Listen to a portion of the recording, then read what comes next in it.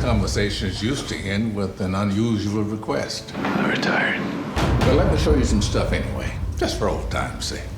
Did you and Chris ever, talk about what the villain was going to be in this third one, and what his characteristics were going to be? No.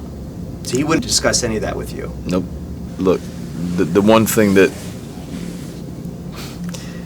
seemed clear was that you had to have a villain that would not be related to the Joker.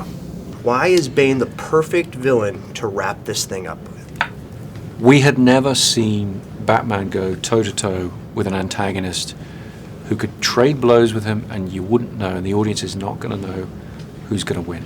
Did you have a sense that this was going to be such a big deal as it's become now? Well, you can't imagine that, but I knew that it was very, very different from any other big spectacle I'd seen, because the quality of writing in the characters is I wouldn't have done it unless there was something in the character. I wasn't going to come on and say dinner is served and pass the salt or something. You know what I mean?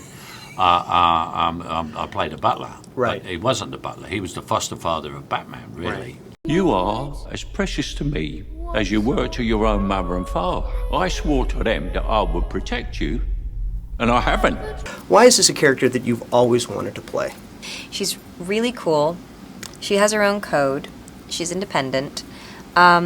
She's tough. She's powerful. She doesn't care what people think about her. Those are all really enticing things. I love the relationship between you and Bruce Wayne. How would you describe that? Complicated. I think they surprise each other, and I think they're two people who aren't often surprised.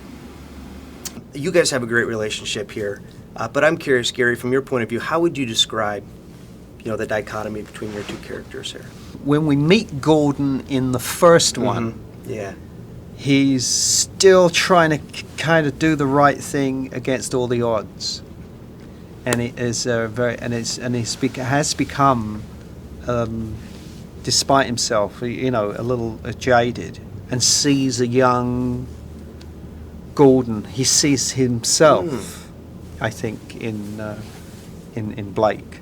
When you cleaned up the streets, you cleaned them good. Pretty soon we'll be chasing down overdue library books. It'll liven up in a minute, trust me.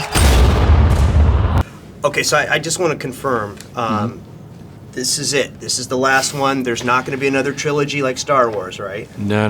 We're done. And it's been a great 9 years working with these characters, entrusted with these great pop icons. And I wouldn't change it for the world, but we're finished and moving on. And I don't think we should do a fourth one, because this one is so good, I think you're on the way down. Some movies get called a trilogy, but they're not really a trilogy. It's just another sequel to make money. This really feels like an ending. There's a beginning, a middle, and an end. I would only do Gordon again if they paid me $1 million. I think he's pushed the bar to the limit on this one. No, there's not going to be. Honestly and truly believe Chris Nolan when he says there's no more. You and Chris aren't going to go away for a little while, then come back. This is it. This is it. All right. Just checking. And, why shoot yourself in the foot? Why don't people believe it? Now that you walk away from the franchise, what would be your fondest memory from this whole trilogy, this adventure? Just the pure joy of being able to have played such an iconic character, to have successfully, with my fellow filmmakers, Chris is the leader, have taken the Batman story in a different direction that was embraced. I told you. You're retired. I'm retired.